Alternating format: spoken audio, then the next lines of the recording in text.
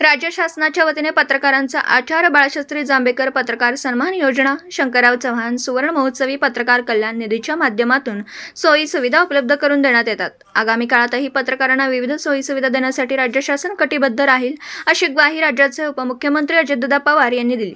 पिंपरी चिंचवड शहरातील हॉटेल 1123 येथे आयोजित पुणे आर्चिव्ह्ज 2023 या कॉफी टेबल पुस्तकाचा प्रकाशन आणि पुरस्कार वितरण सोहळा प्रसंगी ते बोलत होते।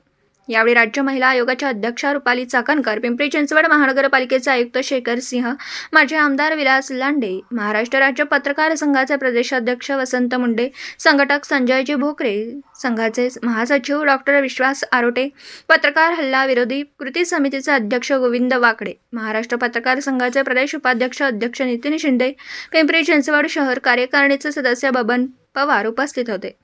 यावेळी महाराष्ट्र राज्य पत्रकार संघाचे हल्ला विरोधी कृती समितीच्या अध्यक्षपदी गोविंद वाकडे व डिजिटल मीडिया अध्यक्षपदी सिद्धार्थ भोकरे यांची निवड झाल्याबद्दल यावेळी पत्र देऊन उपमुख्यमंत्री अजितदादा पवार यांच्या हस्ते सत्कार करण्यात आला।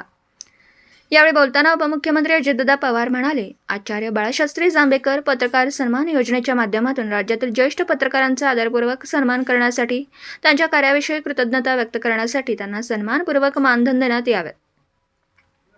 पत्रकारांना दुर्धर आजार, अपघात झाल्यास किंवा आकस्मिक मृत्यू झाल्यास त्यांना किंवा त्यांच्या कुटुंबियास शंकरराव चव्हाण सुवर्ण महोत्सवी पत्रकार कल्याण निधीतून मदत करण्यात येते।